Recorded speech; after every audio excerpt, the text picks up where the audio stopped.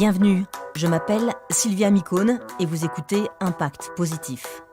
Dans ce podcast, je discute avec des gens ordinaires qui font des choses extraordinaires.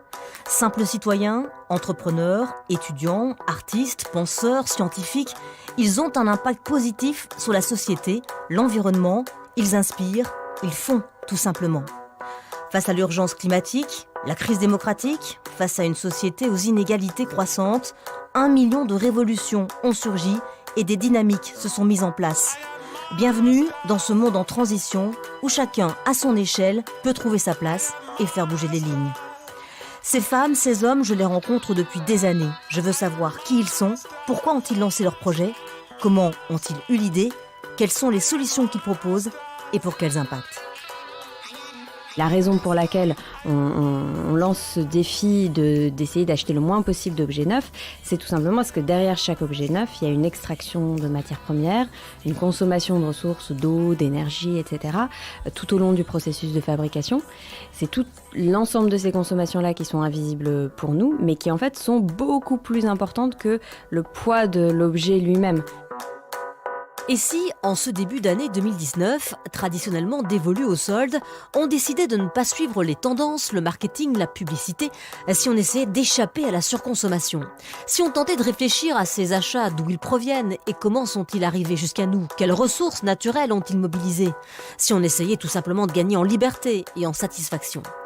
Pour ce 12e épisode d'Impact Positif, j'ai invité Flore Berlingen de Zero Waste France, une association qui milite pour une société zéro déchet. Zero Waste qui lance un défi en ce début d'année, cela s'appelle Rien de neuf. Objectif, réunir 100 000 personnes qui essayeront de mieux acheter ou encore de ne rien acheter de neuf cette année, de se tourner vers le prêt, l'occasion, la mutualisation ou encore la réparation. Avec Flore, vous comprendrez quels sont nos impacts et quels sont les leviers d'action qui se présentent à nous. Vous verrez qu'ils sont nombreux et que de plus en plus de citoyens se reconnaissent dans cette démarche. Ils ne sont ni des militants ni des écolos, mais des personnes qui en ont tout simplement ras-le-bol et qui souhaitent reprendre la main sur leur consommation. Attention aux mots pour ne pas faire peur. Elle n'adhère pas spécialement à l'expression « sobriété heureuse » de Pierre Rabhi, encore moins à la décroissance. Elle préfère le mot « partage ». Partager avec ses proches ce mode de vie beaucoup plus simple et qui permet aussi de se réapproprier certains savoirs. Pour me soutenir et continuer à découvrir ces personnalités qui nous montrent un chemin, n'hésitez pas à vous abonner sur iTunes ou sur votre plateforme de podcast préférée. Vous pouvez le commenter, le noter 5 étoiles s'il vous a plu, ça m'aide, ça m'encourage. Vous pouvez également le partager. Impact Positif, épisode 12, andiamo. Bonjour Flore Berlingen. Bonjour. Merci beaucoup de participer à Impact Positif. Alors vous dirigez depuis 5 ans Zero Waste France, une association environnementale spécialiste de la question des déchets. Vous êtes une porte-parole du mouvement, spécialiste de la démarche zéro déchet, zéro gaspillage. On a l'habitude de vous lire. Vous avez d'ailleurs coécrit 2 ouvrages, Société collaborative et le scénario Zero Waste aux éditions Rue de l'Échiquier. On a l'habitude de vous entendre dans des conférences. Vous êtes une des rares femmes expertes d'ailleurs sur le sujet. On va parler de votre parcours, mais aussi de vos convictions, de vos actions, notamment de cette opération qui démarre avec 2019, elle s'appelle Rien de neuf. Vous incitez tout un chacun à ne rien acheter de neuf cette année, on va y revenir. Mais tout d'abord, Zero Waste France a été créé il y a plus de 20 ans pour préserver l'environnement, réduire les déchets. Depuis 20 ans, vous avez vu votre sujet monter en puissance avec une accélération ces dernières années. Vous dites quoi ? On est sur la bonne voie ou il y a encore beaucoup de boulot ? Oui, heureusement, il y a eu beaucoup de chemin parcouru pendant 20 ans et particulièrement ces 5 dernières années. Parce que c'est vrai que la question des déchets et de l'économie circulaire, on n'en parlait pas ou quasiment pas il y a 5 ans. Donc on peut se réjouir de cette accélération. Par contre, il faut rester hyper vigilant sur le fait que cette présence dans les discours, dans les médias, finalement, dans les discussions même autour d'un café ou autour de la machine à café, il ne faut pas que la présence dans les discours laisse à penser que le problème est réglé. Simplement, parce qu'aujourd'hui, il n'est pas du tout réglé. Alors, il y a les pouvoirs publics, on va en parler, il y a les citoyens. Côté citoyen, est-ce qu'il se passe quelque chose ? Est-ce qu'on est de plus en plus conscient de la problématique des déchets ? En tout cas, assez pour passer à l'action. Je crois qu'il y a une prise de conscience, oui, parce qu'en plus, le déchet, c'est quelque chose de visible, c'est quelque chose qui est présent dans notre vie quotidienne. Donc, quelque part, ça devient presque même le symbole des problématiques environnementales. Et ça devient la chose à laquelle on peut s'attaquer en priorité quand on souhaite faire quelque chose à son niveau, à titre individuel. Mais est-ce que la conscientisation, elle a augmenté, elle a progressé chez les citoyens en général ? Mais oui, on peut dire que oui, dans le sens où justement la question du déchet et le mode de vie zéro déchet a pris de l'ampleur, a pris son essor ces dernières années. Ça se voit au travers de blogs et de témoignages, mais ça se voit aussi dans l'offre présente, ne serait-ce que dans les supermarchés aujourd'hui. Maintenant, on trouve de plus en plus de rayons vrac. C'est parce que ça répond tout simplement à une demande des consommateurs qui sont aussi des citoyens, qui sont aussi et surtout des citoyens. Et donc oui, ça révèle une prise de conscience et le passage à l'action d'au moins une partie de la population. Alors la technologie, elle est aussi passée par là, ces 10 dernières années, avec de multiples applications lancées par de jeunes entrepreneurs pour lutter contre le gaspillage. Je parle par exemple de gaspillage alimentaire, Too Good To Go ou encore Zéro Gâchis. Je pense qu'ils ont été les pionniers sur le créneau. Aussi Phoenix, start-up leader de la redistribution alimentaire issue des grandes surfaces. Vous en pensez quoi, vous, de tout cela ? Mais ce sont des nouveaux services finalement qui sont offerts soit aux individus, soit à des entreprises, dans le cas de Phoenix, pour trouver des solutions à des problématiques des gaspillages qui existent et qui auparavant n'étaient pas traités. Par contre, moi je pense qu'il faut aussi s'attaquer à la source même du problème en fait. Il ne faut pas seulement chercher une solution, un exutoire à du gaspillage qui est là, mais il faut aussi se poser la question de savoir comment on fait pour qu'il n'existe pas ce gaspillage alimentaire. Alors, justement, c'est ce que vous dites en substance, c'est qu'il faut avoir un raisonnement global. Il faut trier, il faut recycler bien sûr, ce qui est par endroits encore difficile, on va peut-être en parler tout à l'heure. Mais il faut surtout réduire les déchets, donc moins acheter. Il faut une prise de conscience globale sur l'acte d'achat. Sur l'acte d'achat, oui, et c'est un petit peu pour ça qu'on a lancé ce défi Rien de neuf. On va peut-être en parler un peu plus tard. Mais oui, parce qu'en fait, finalement, l'achat, c'est à la fois l'aboutissement et le point de départ de consommation de ressources. Le point de départ, on s'en rend compte parce que on va voir la consommation électrique, par exemple, d'un appareil. Donc, on se rend compte de cette consommation de ressources-là, même si elle est un peu immatérielle. Par contre, ce qu'on ne voit pas, c'est la consommation de ressources qui a eu lieu avant même que l'objet arrive en magasin. Et c'est ça ce sur quoi on veut insister, nous, désormais, et attirer l'attention, c'est surtout ce qui se passe avant même l'achat. Et donc, ça va influencer nos comportements d'achat, bien sûr. Comment le produit a été fabriqué, comment il est arrivé jusqu'à nous. La manière, oui, dont tout ça s'est passé, et puis surtout la différence qu'il y a entre la consommation de ressources liée à un achat d'un objet neuf et la non-consommation de ressources liée à un achat ou le fait de récupérer un objet qui est déjà existant, qui est déjà en circulation. Et la raison pour laquelle on lance ce défi d'essayer d'acheter le moins possible d'objets neufs, c'est tout simplement parce que derrière chaque objet neuf, il y a une extraction de matières premières, une consommation de ressources, d'eau, d'énergie, etc., tout au long du processus de fabrication. C'est tout l'ensemble de ces consommations-là qui sont invisibles pour nous, mais qui en fait sont beaucoup plus importantes que le poids de l'objet lui-même. C'est un peu comme un iceberg, c'est cette image classique, mais qui fonctionne bien. L'iceberg, on n'en voit que la partie émergée, et alors qu'en fait, la partie immergée qu'on ne voit pas, elle est encore plus importante. Donc, c'est exactement pareil derrière un smartphone. Ouais. Il y a et par exemple, si vous deviez donner quelques chiffres maintenant pour illustrer le propos à nos auditeurs, c'est les soldes, par exemple. Alors, je m'achète un jean neuf. Alors oui, justement, c'est les soldes d'hiver. On va peut-être acheter des manteaux, des choses comme ça. Derrière un manteau, il y a 110 kilos de matières premières utilisées au niveau du processus de fabrication. Alors que le manteau lui-même ne pèse que quelques centaines de grammes, 1 kilo ou 2 maximum.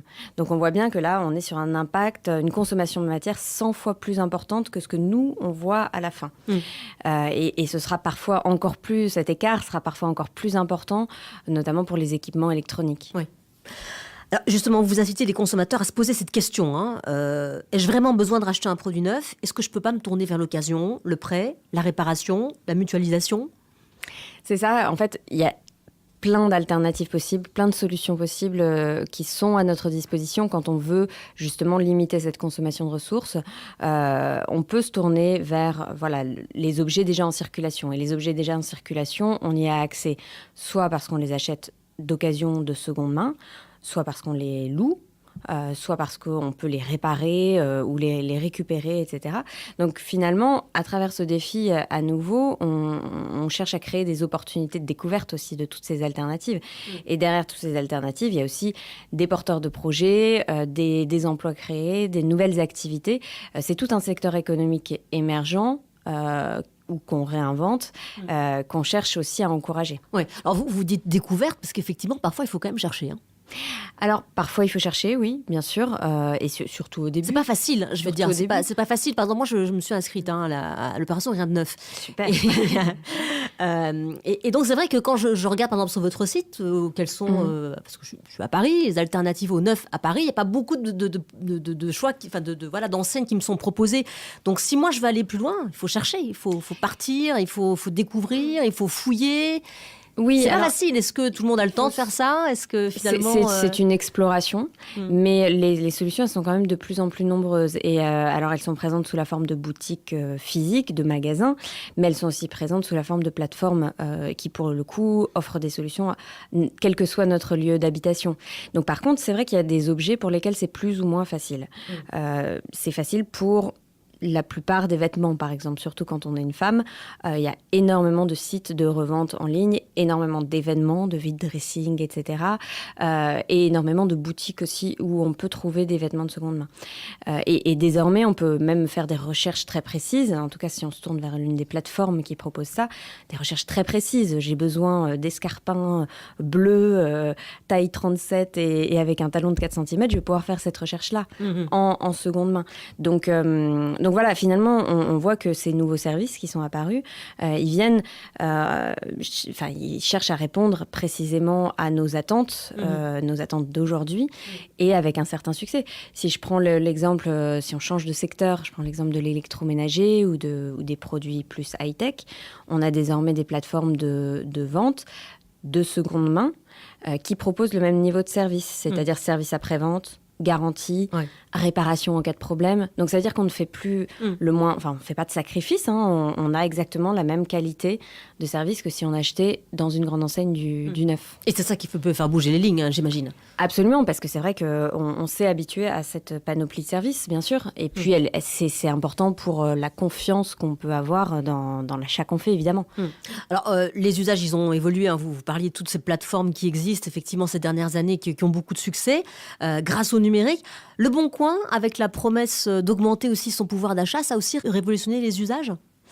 Oui, finalement, Le Bon Coin, on en parle peut-être un petit peu moins, mais ça reste finalement la première plateforme qui permet d'apporter ces solutions-là. Pas avec le niveau de service que je viens de mentionner, justement la garantie, etc. Et c'est ce qui fait que certaines personnes se tournent vers les acteurs plus spécialistes. Mais Le Bon Coin, effectivement, par le nombre de personnes qu'il touche, permet, il y a une masse critique suffisante qui permet aussi de trouver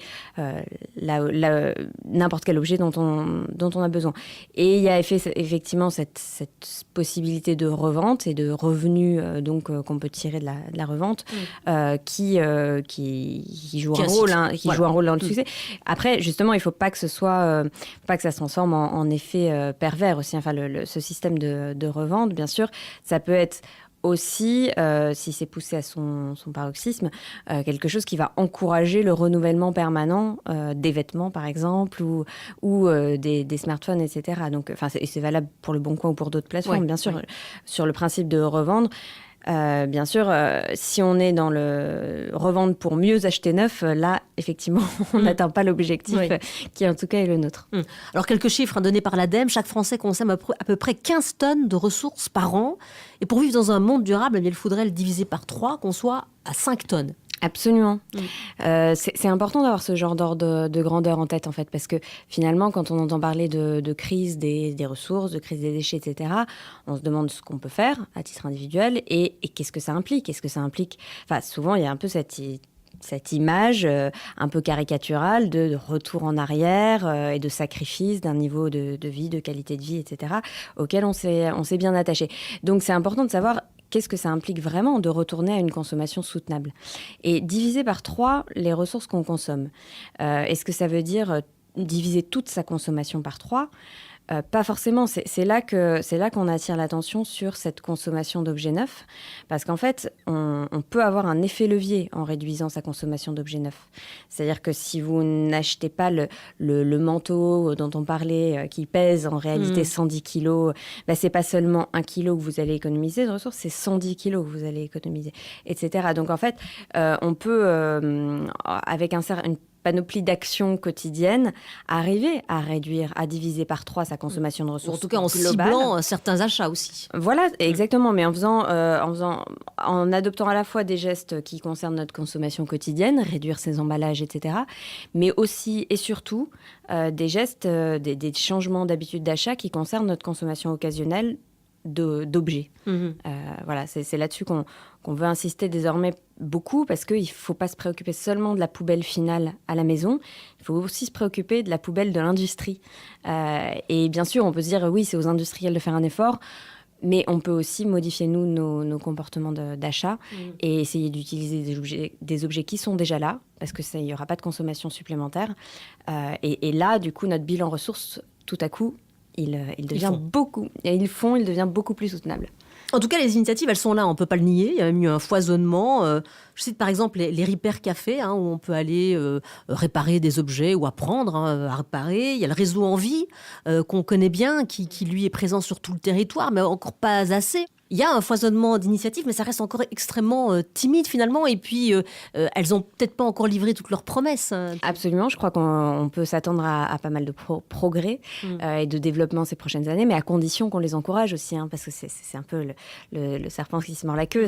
Si on ne se tourne pas vers ces alternatives parce qu'elles ne sont pas encore suffisamment nombreuses et accessibles, et c'est vrai que pour l'instant, parfois, ça nous demande des efforts supplémentaires, mais si on ne les encourage pas, si on ne crée pas cette demande, l'offre, elle n'existera jamais complètement, ou elle ne pourra pas se développer à grande échelle. Donc c'est aussi pour ça c'est de notre responsabilité aussi de soutenir ces acteurs-là. Alors, j'ai regardé il y a quelques mois le documentaire Ma vie zéro déchet, peut-être que vous l'avez regardé aussi, et c'est vrai que c'est un journaliste qui tente de parvenir au zéro déchet avec sa petite famille. Il habite en appartement à Paris, il a un enfant en bas âge. Alors on voit qu'effectivement il y arrive, on voit que c'est une grande satisfaction pour lui, mais quelle galère quand même pour y arriver.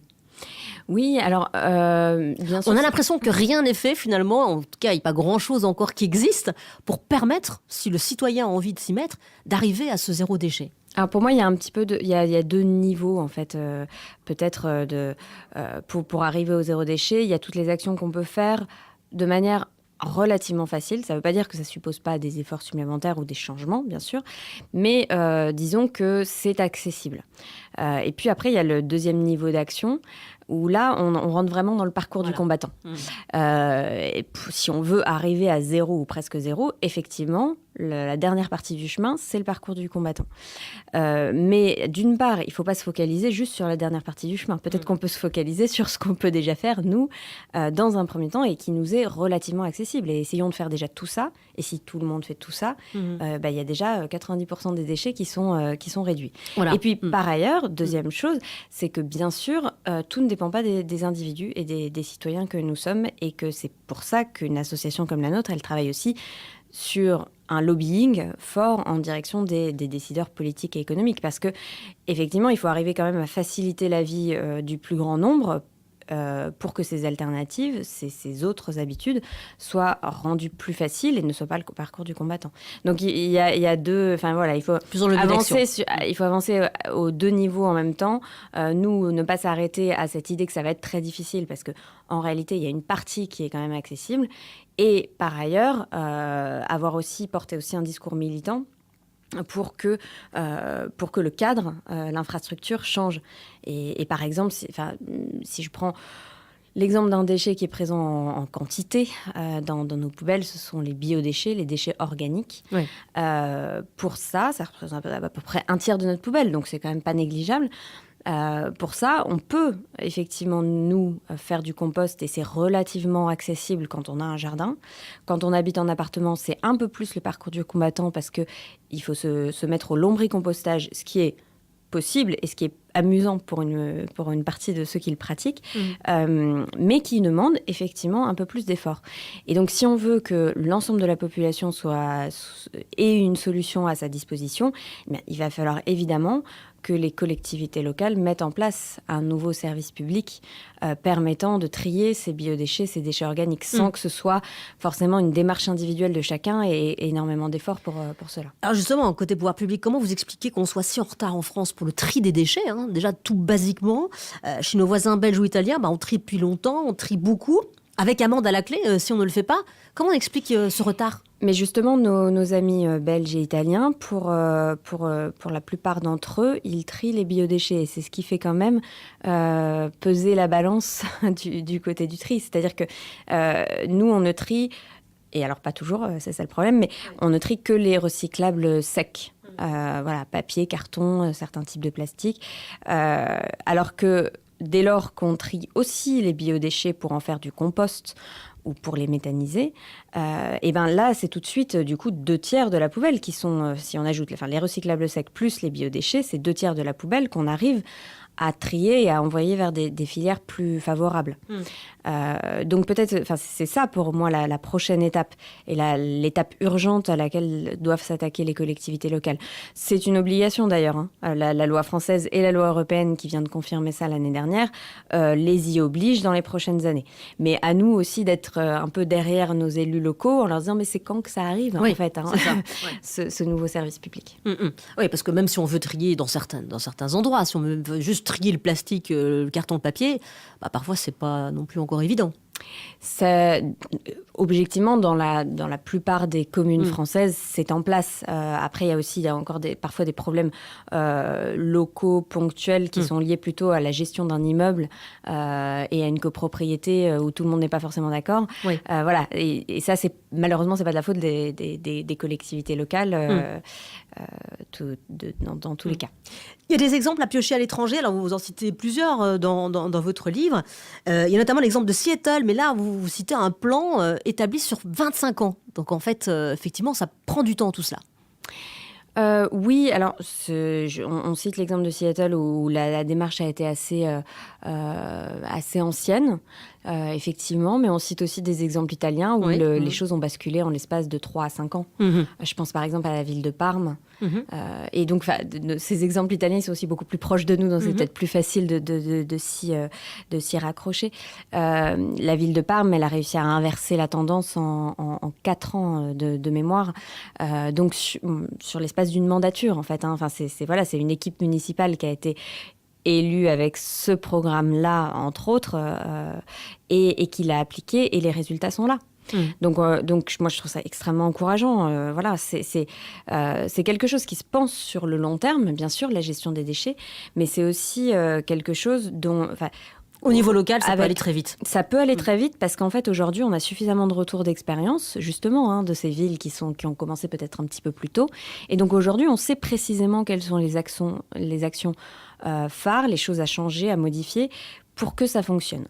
Donc, on peut s'appuyer là-dessus maintenant pour ne pas faire exactement les mêmes erreurs, aller un petit peu plus vite et avoir des résultats significatifs en l'espace d'une mandature. Alors c'est vrai que je parle de Seattle parce que c'est une ville emblématique, mais aussi des exemples en France de villes qui ont décidé d'aller plus loin et qui aujourd'hui ont la preuve de leur bon fonctionnement. Absolument. Je pense par exemple à la ville de Besançon, enfin plutôt l'agglomération de Besançon, le Grand Besançon, c'est une histoire intéressante parce que le point de départ finalement de leurs actions, ça a été de prendre une décision par rapport à leur incinérateur d'ordures ménagères. Donc aujourd'hui, en France, les poubelles grises, les poubelles non triées, on les envoie soit dans des décharges, soit dans des incinérateurs, encore aujourd'hui, bien sûr. Et donc, voilà, les élus de Besançon se sont dit, notre incinérateur arrive, une partie des fours vont devoir soit être rénovés, soit fermés. Qu'est-ce qu'on fait ? La rénovation, la remise en fonctionnement, évidemment, ça coûte très cher. Ils se sont dit, si on essayait d'en fermer un des deux ? Et c'est ce qu'ils ont fait.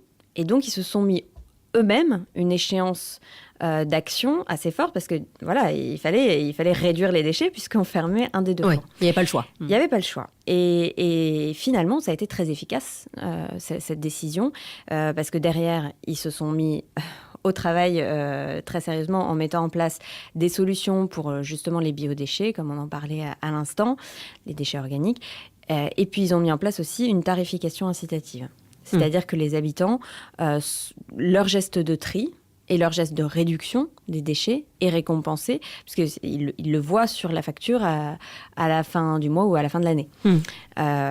Donc ces deux éléments-là, à la fois d'offrir de nouvelles possibilités aux habitants de trier la partie organique de leur poubelle Et en plus de mettre en place ce mécanisme de tarification incitative, eh ben, ça aboutit à des résultats très satisfaisants. Et tout se passe bien pour Besançon. Ils ne sont pas en situation de crise On imagine, des déchets. Vous dites aussi, même les déchets qui sont recyclables finiront par redevenir des déchets. Alors, qu'est-ce que vous voulez dire pour nos auditeurs ? Quand on achète une bouteille de shampoing recyclable, par exemple, on est content, on se dit, voilà, on fait une bonne action, c'est sûr, c'est quand même un déchet, mais il va être recyclé. En fait, vous nous dites non. Oui, exactement, parce que nous notre obsession, c'est de réduire le déchet, parce que le déchet, qu'il soit recyclable ou pas, c'est une consommation de ressources. On en a beaucoup parlé en début d'émission. Et finalement, le recyclage n'est pas une solution unique et suffisante. Le recyclage, il est indispensable pour les matériaux recyclables qui sont là, mais malheureusement, le recyclage, il ne se fait pas à l'infini pour la plupart des matériaux, notamment le plastique ou le papier, ça se recycle pas à l'infini. Et en plus, le recyclage, il est lui-même consommateur de ressources. Le processus, c'est un processus industriel qui consomme de l'eau, de l'énergie et souvent des matières premières vierges parce que les flacons, les bouteilles, par exemple, en plastique, quand elles sont recyclées, elles ne sont pas recyclées à 100%. Parce que pour avoir la même qualité, la même transparence, par exemple, etc., on est obligé de rajouter de la matière vierge. Bref, finalement, le recyclage, il est indispensable pour les déchets qui sont là, mais il ne nous permet pas vraiment d'avoir une consommation de ressources qui soit soutenable à long terme, même si on était à 100% de recyclage en France, ce qui n'est même pas le cas. Parce qu'aujourd'hui, il faut quand même aussi le rappeler, la plupart des emballages en plastique ne sont pas encore recyclables. Et peut-être qu'ils ne le seront pas, d'ailleurs, parce qu'on nous annonce toujours des progrès à horizon 2025, 2030, etc. Mais déjà, c'est très loin par rapport à l'urgence environnementale qui est vraiment très actuelle. Et puis, d'autre part, c'est assez hypothétique.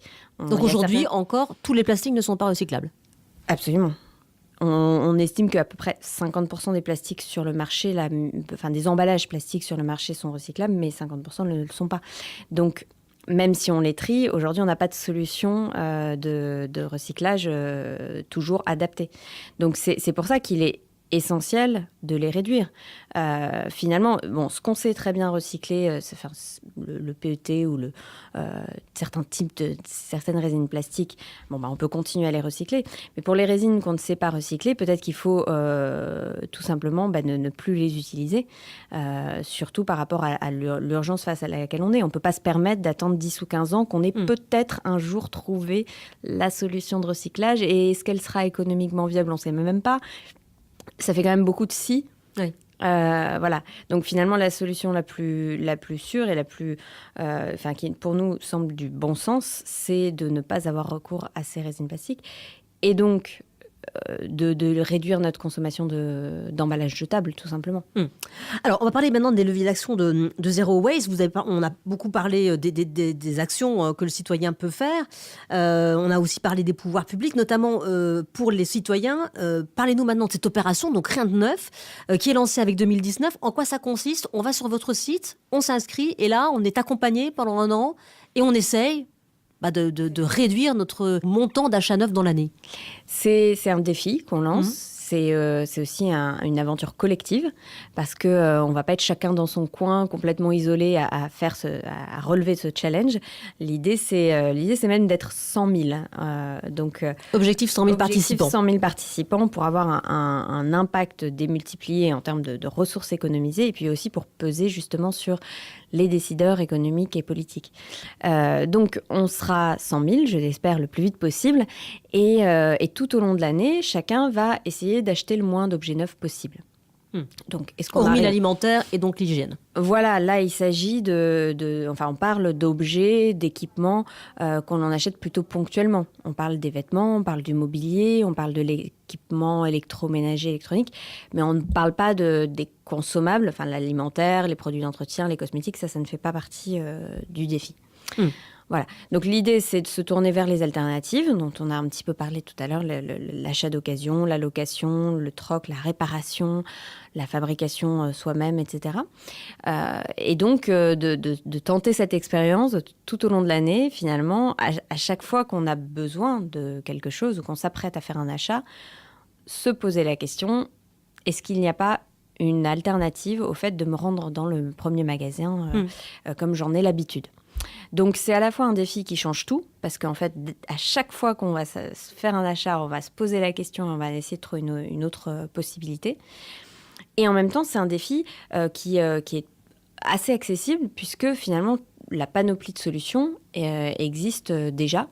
Et on met en place un certain nombre d'outils pour que ces solutions soient le plus accessibles possible. Donc, il y a un répertoire des alternatives sur le site du défi Rien de Neuf. Et on peut ajouter aussi les siennes, et on peut celles ajouter qu'on aura découvertes. Voilà, c'est participatif, bien sûr, parce que on ne prétend pas avoir déjà recensé l'ensemble des alternatives. Justement, elles sont tellement nombreuses qu'on ne les a pas encore toutes recensées. Et chaque puis il y en a d'autres qui le font aussi par ailleurs. Voilà, et puis chaque personne peut rajouter ses bons plans et échanger aussi au sein d'un groupe de participants qui permet justement de se poser des questions quand on est face à un problème, face à un obstacle. D'arriver à trouver collectivement les solutions. C'est un peu comme le Dry January finalement. L'idée c'est de se dire on va se rendre compte, on va prendre conscience qu'il y a peut-être un problème aussi dans notre façon de consommer, parce que si après un an on se rend compte que finalement on n'a pas trop réussi à tenir le défi, il y a peut-être aussi une conscientisation qui va naître. On va peut-être se dire j'ai pas réussi, pourquoi, ou alors j'ai réussi, je me sens mieux, pourquoi aussi. Oui, alors, et puis, enfin, où est le... J'ai réussi, alors à partir de combien d'objets j'ai réussi ou j'ai pas réussi, enfin, on peut avoir acheté quelques objets parce qu'on n'avait pas le choix ou parce que finalement, au contraire, ça a été un choix mûrement réfléchi. Je sais pas, par exemple, vous avez envie de soutenir un artisan ou un créateur local, vous allez lui acheter un objet, mais vous savez qu'il a été éco-conçu, vous savez qu'il a été produit de manière responsable sans qu'il y ait une exploitation humaine ou environnementale derrière. Ça va être un achat neuf, mais il est totalement réfléchi, mûri et tout à fait soutenable. Donc, pour moi, c'est complètement compatible avec ce défi. Avec la démarche. Ouais. Voilà. Donc, l'idée, c'est tout simplement de se reposer la question, en fait, avant chaque achat. Et donc, on pourra avoir réussi son défi, même en ayant acheté certains objets neufs. Hein, c'est évident. Alors, quel conseil vous donneriez pour commencer une trajectoire à zéro déchet ? Quel est, par exemple, votre top 5 des gestes simples que vous conseilleriez ? Alors, sur la vie quotidienne, je pense que les biodéchets, les déchets organiques, c'est un des flux de déchets auxquels on peut s'attaquer, qui va vraiment faire une différence dans le poids de la poubelle, et puis en plus, qui est important parce que c'est une richesse en réalité. Les épluchures de légumes, de fruits, tous les restes alimentaires, c'est de la matière organique qui peut venir réenrichir des sols qui en ont bien besoin. Alors, si on a un jardin, c'est extraordinaire. Voilà, si ça on a un jardin, effectivement de revivifier les sols. Si on n'a pas de jardin, alors en ville, il y a des solutions qui sont encore pas suffisantes, mais il y a quand même parfois des solutions de compostage collectif. Donc dans des jardins partagés ou des jardins publics, parfois un espace de compost où on peut venir apporter ces déchets organiques. Il y a aussi la solution du lombricompostage qui là donc implique qu'on s'équipe soi-même pour son appartement, mais c'est une très belle expérience à faire, notamment si on a des enfants, parce que c'est un petit écosystème qu'on rapporte à la maison et qui est passionnant à observer, à regarder. Donc voilà, il existe une panoplie de solutions. Et puis après, il y a les collectivités locales qui sont un petit peu en avance, pionnières en France. Par exemple, la ville de Lorient, où l'on a déjà une petite poubelle dédiée aux déchets organiques, et ce depuis plusieurs années. Et la ville de Paris s'y met, dans le 2e et dans le 12e arrondissement, et prochainement peut-être ailleurs. Donc petit à petit, ça va arriver. Donc on attend ça avec impatience. Donc ça, c'est le premier geste, je pense, qu'on peut envisager, enfin, ou en tout cas essayer de voir s'il y a des solutions à disposition, parce que ça fait une énorme différence, et puis parce qu'on travaille à la fois sur la réduction des déchets et aussi sur un aspect lié à l'agriculture et à l'alimentation qui est aussi extrêmement important pour plein d'autres raisons. Oui, et puis après, c'est à la base aussi de tout ce que vous prenez, c'est-à-dire que le déchet, en fait, se recycle, en fait, le déchet devient valeur. Donc ça, c'est l'exemple le plus important, peut-être. En tout cas, c'est valable pour ce type de déchets-là, les déchets organiques. Où là, effectivement, je ne sais même pas s'il faudrait les qualifier de déchets, parce que c'est avant tout de la matière organique qu'on réintègre dans un cycle. Considérer que le déchet a de la valeur et est une ressource, Par contre, parfois, ça peut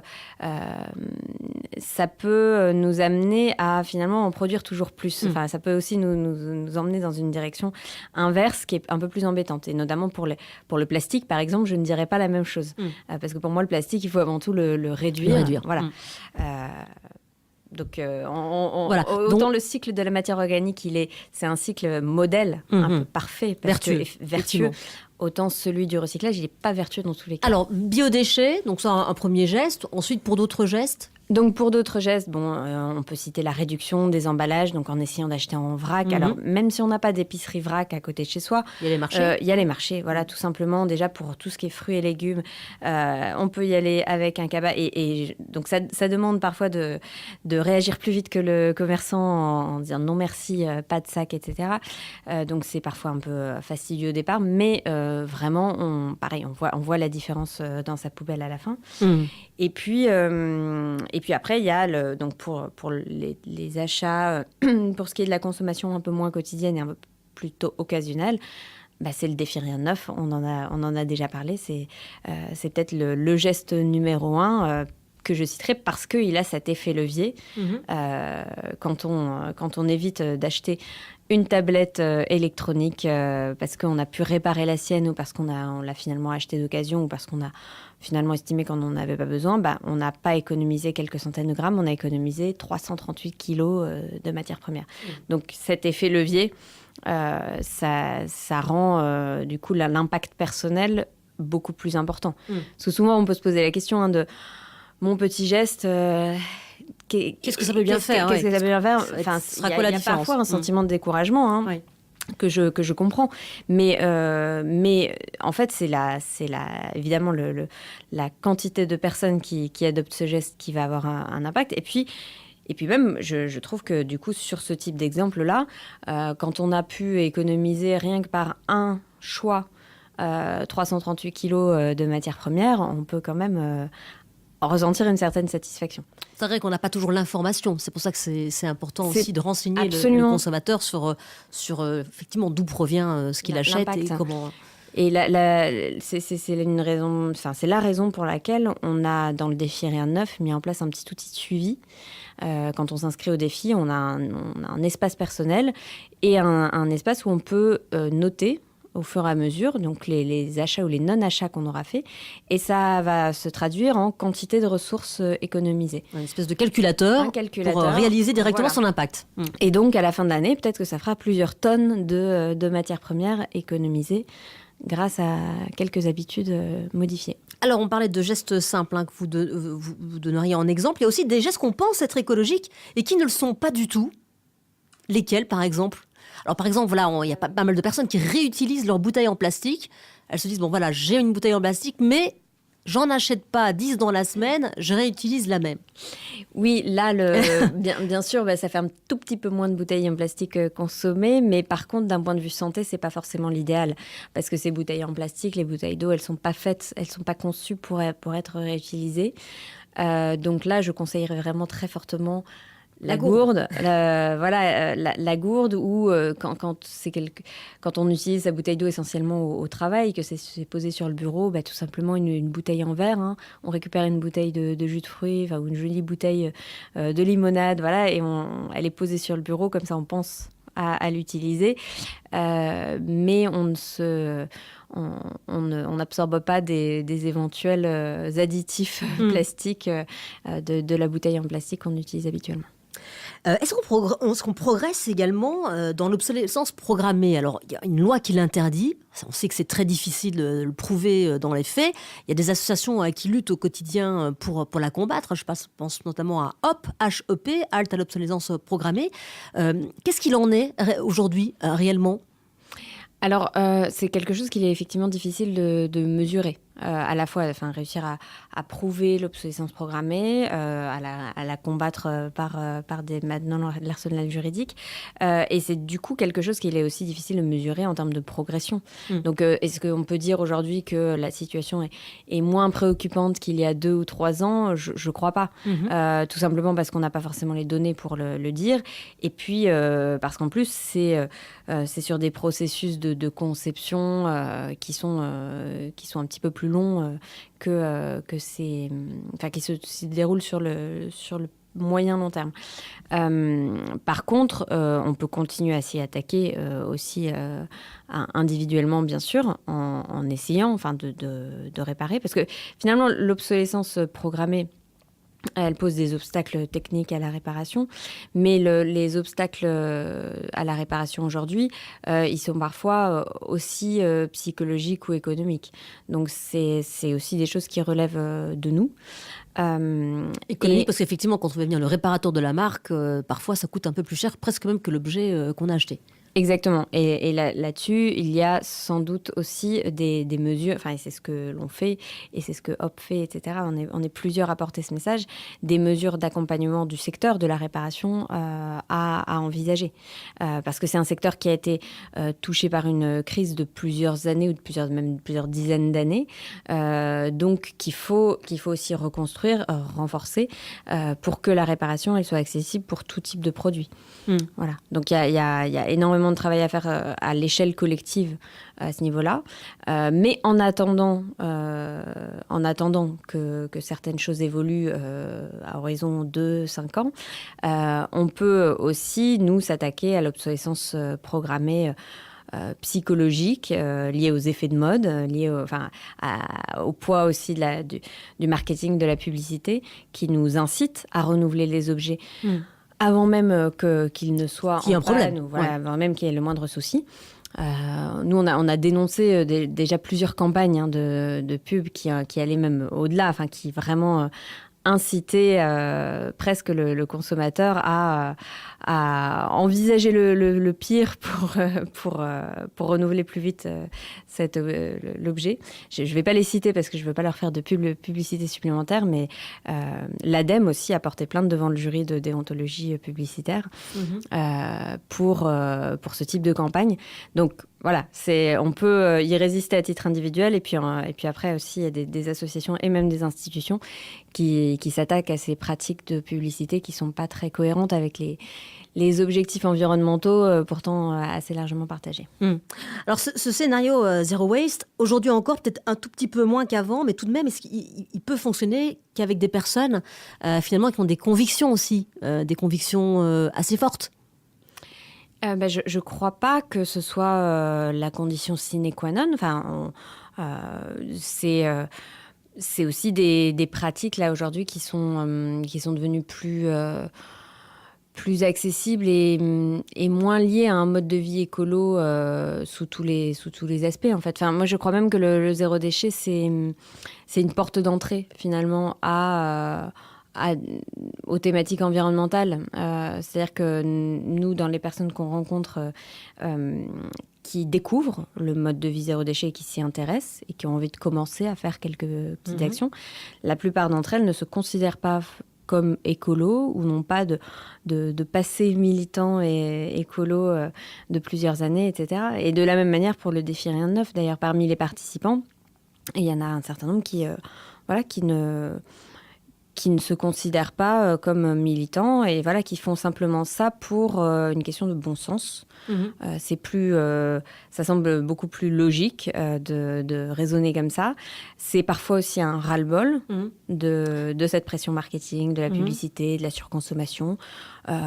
Parfois l'idée qu'on nous prend un peu pour des imbéciles, à nous faire croire à certains besoins de consommation qui finalement ne nous apportent absolument pas plus de bonheur au quotidien. Donc en fait, non, les motivations pour moi de ces changements d'habitude, de ces pratiques zéro déchet, elles sont pas toujours environnementales. Elles sont très très variées. Alors quand j'ai conviction, c'est peut-être pas spécialement aussi conviction écologique. Ça peut être aussi autre chose. Mais en fait, ce qu'on constate surtout, c'est que le citoyen a envie aussi de reprendre le pouvoir. Ça, c'est ce qu'on constate depuis ces dernières années. Et ça va bien au-delà, effectivement, des convictions écologiques. C'est aussi manger plus sainement, vivre dans un environnement plus sain, se libérer d'une société de la surconsommation. C'est gagner en liberté, c'est gagner aussi du pouvoir d'achat. C'est le mot d'émancipation, oui, me parle pas mal. Effectivement, je crois que reprendre la main sur sa consommation, c'est une des motivations des personnes qu'on rencontre. Se réapproprier aussi certains savoirs certaines choses de la vie quotidienne. En fait, finalement, réapprendre à faire, à fabriquer soi-même un certain nombre de choses. Ça qu'on a totalement perdu. Qu'on a perdu, pourtant qui était simple. Ça apporte de la satisfaction, tout simplement, d'une réalisation concrète. Et puis, et vous l'avez mentionné, ça permet aussi de faire des économies. Voilà, on fait d'une pierre deux coups, ou 3 coups, ou 5 coups, parce qu'on va avoir à la fois des produits, enfin, si je prends l'exemple des produits d'entretien, par exemple, on peut revenir à 2-3 produits basiques avec lesquels on va faire certains mélanges, et ça va être plus sain pour la maison, pour la famille. Beaucoup plus économique. Plus économique, alors ça c'est très net. Et ça on va le voir directement sur la facture. Voilà, et en plus on a la satisfaction d'avoir fait les choses soi-même, et c'est aussi un des plaisirs de la vie quotidienne. Pierre Rabhi parlait de sobriété heureuse. Vous, ça vous va comme expression, ou on n'est plus là-dedans ? Oui, il y en a plein d'expressions. Enfin oui, de sobriété heureuse. Oui, même peut-être le mot de sobriété fait parfois un peu peur. Mais bon, alors c'est encore pire quand on parle de décroissance. Donc alors quel mot il faut utiliser ? Nous, finalement, on en revient à ce qui anime les gens au quotidien, c'est-à-dire partage. Le partage avec ses proches, et le mode de vie zéro déchet permet ça aussi, même si c'est pas facile tous les jours. Et donc pour nous, c'est tout simplement un mode de vie plus simple, voilà. Plus avantageux pour la personne qui le porte.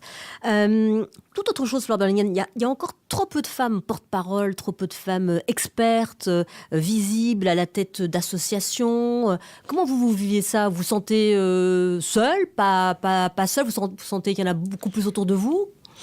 Alors, je suis pas tout à fait d'accord avec vous, parce que justement, du côté des ONG, il y a quand même beaucoup de femmes. Moi, je me sens au contraire très entourée. Mais des porte-paroles, etc. Il y a quand même des porte-paroles aussi. Dans les conférences que vous animez, souvent, vous êtes quand même pas très nombreuses. Quand on est face à l'industrie, effectivement, on n'est pas forcément très nombreuses. Mais dans le milieu des ONG ou des entreprises sociales, les startups que vous avez mentionnées tout à l'heure, il y a des femmes, et elles sont nombreuses à construire aussi les solutions, etc. Peut-être qu'on les met pas suffisamment en valeur aujourd'hui, mais moi j'ai pas l'impression que ce soit un terrain déserté, en tout cas. Et non, au contraire, c'est plutôt un terrain foisonnant dans lequel on voit à la fois des femmes et des femmes jeunes. Donc, c'est plutôt encourageant pour la suite. Donc, vous, quand on vous invite dans différentes conférences, etc., parfois, vous avez l'impression que ça va, c'est assez bien réparti Non, à nouveau, là où je vous rejoins, c'est effectivement dans des cadres plus institutionnels ou de cadres, dans le travail de lobbying qu'on fait, effectivement, on n'est pas du tout à la parité aujourd'hui. Alors, Fleur Burlingame, je termine toujours ce podcast avec cette interview dans l'interview. C'est l'interview Déclic. Et c'est parti. Quel est le conseil que vous auriez aimé avoir eu au début de votre carrière ? De pas trop réfléchir aux questions d'orientation et de parcours professionnel, justement, d'avancer et se dire tout est ouvert, on peut bifurquer, pas besoin de trop réfléchir à ça. Je trouve c'est une question très très présente chez les jeunes dès le collège, et finalement et qui se poursuit ensuite jusqu'au premier pas professionnel. Et alors que finalement, quand on veut changer de voie, il est toujours possible de le faire. C'est parfois compliqué, etc. Mais il est toujours possible de le faire. Et donc ça oui, j'aurais bien voulu qu'on me rassure sur ce point-là. Toutes les décisions ne sont pas... ça ne nous engage pas pour toute la vie. On peut bifurquer. C'est vrai qu'en France, par rapport à d'autres pays, par exemple des pays anglo-saxons, où effectivement là, c'est vraiment monnaie courante, en France, c'est quand même un peu plus compliqué quand même aussi, si on veut changer de voie. Oui, peut-être que l'expérience est un petit peu moins valorisée que le diplôme, etc. Mais j'ai l'impression que ça change quand même. Le ou la mentor que vous auriez aimé avoir ? Ça, c'est une très bonne question. J'aurais bien aimé pouvoir rencontrer Vandana Shiva. C'est encore possible. C'est encore possible, absolument. Ouf. Je peux encore avoir mon mentor. Oui, pour le travail qu'elle fait sur la propriété intellectuelle des semences, qui est une question qui m'intéresse beaucoup. Vous ne seriez jamais devenu ce que vous êtes si Si, alors, on ne peut pas refaire le passé, mais je pense que je n'aurais pas eu cet engagement si je n'avais pas été quand même sensibilisée assez jeune à la question de la justice sociale. Parce que pour moi, mon engagement environnemental, il ne vient pas forcément spécialement d'une sensibilité à l'environnement ou, en tant que tel, mais plutôt c'est la conséquence d'une réflexion sur les questions de justice, d'égalité, etc. Votre plus bel échec? Mon plus bel échec... c'est sur un sujet assez précis, une campagne qu'on a menée. Alors c'est peut-être pas encore tout à fait un échec, parce qu'il est toujours, on peut toujours continuer à se battre sur la reconstruction d'un incinérateur en région parisienne, l'incinérateur d'Ivry-Paris-13. Pour l'instant, on n'a pas encore obtenu gain de cause. Alors je dirais pas que c'est un bel échec. Pour l'instant, c'est encore un échec sur lequel je ne veux pas encore m'avouer vaincue. Mais voilà, je ne désespère pas. Le combat continue. Le combat continue et on va surtout poursuivre la mobilisation pour obtenir gain de cause en fin de course. Une qualité essentielle pour porter une cause? La persévérance. Et puis ça fait le lien avec le sujet précédent. Voilà, ne pas s'avouer vaincu trop vite. Alors un conseil que vous donnez tout le temps? Alors soit aux jeunes qui veulent se lancer, soit à d'autres. De passer à l'action. Alors, bien sûr, il faut réfléchir. Mais ça, on y est très habitué à réfléchir. Et pour moi, le passage à l'action, il débloque un certain nombre de choses. Parfois, la réflexion, et surtout quand on réfléchit à des enjeux qui nous dépassent, le réchauffement climatique, etc., tout ça, c'est un peu paralysant. Donc, je conseille de passer à l'action sur des petites choses, mais ça libère et ça permet ensuite de prendre les bonnes décisions. Alors enfin, justement, qu'est-ce que vous dites à ceux qui nous écoutent, qui veulent passer à l'action, mais qui ne savent pas comment? Alors, ça dépend. Si on veut passer à l'action juste à titre personnel, modifier les choses pour limiter son impact, ou si on veut monter un projet ou changer de voie professionnelle, etc. Mais donc, dans un cas comme dans l'autre, peut-être tout simplement commencer petit. En fait, le premier pas, si c'est à titre individuel, choisir un type de déchet auquel on veut s'attaquer, l'emballage ou le biodéchet, et commencer par ça, sans vouloir forcément tout de suite atteindre le zéro déchet. Et puis quand on veut monter un projet, pareil, pas forcément s'imaginer ce qu'on va faire à 3 ans et à quoi ça va ressembler à la fin, mais essayer de commencer un test, un pilote, et puis voir comment ça avance. Merci beaucoup, Flore Berlingen, d'avoir participé à Impact Positif. Où est-ce qu'on peut prendre des nouvelles de Zero Waste France? Eh bien, sur le site zerowastefrance.org et puis sur le site du défi, riendeneuf.org, où on peut suivre le compteur des participants. Notre objectif, c'est de réunir 100 000 personnes. Donc, bien sûr, j'invite chacun à nous rejoindre. Voilà, et puis les réseaux sociaux, évidemment, vous êtes très présents. Et puis la maison, Zero Waste, qui se trouve à Paris? Oui, alors pour les Parisiens ou pour les personnes de passage à Paris, bien sûr, vous pouvez venir nous rencontrer à la Maison du Zéro Déchet, qui est un lieu situé dans le 18e arrondissement et qui a pour vocation de montrer, donner à voir toutes les solutions qui existent en matière de zéro déchet. Merci beaucoup, Flore Berlingen, et bonne route à vous. Merci. Bon voilà, ça s'est bien passé? Oui, c'était rapide comme rythme. Non, c'est marrant parce que j'en ai fait quelques-uns de podcasts récemment et celui-là était assez speed. Ouais, c'est vrai. Il faut être réveillé. Merci beaucoup de nous avoir écoutés avec Flore Berlingen. Rendez-vous sur notre nouveau compte Twitter, @ipositif au pluriel pour toutes les infos. J'attends vos commentaires, vos messages, vos suggestions. N'hésitez pas à vous abonner, à partager cette interview si vous l'avez aimée et encore mieux à nous noter 5 étoiles si vous avez passé un moment inspirant avec nous. C'est important pour nous. On se retrouve très vite.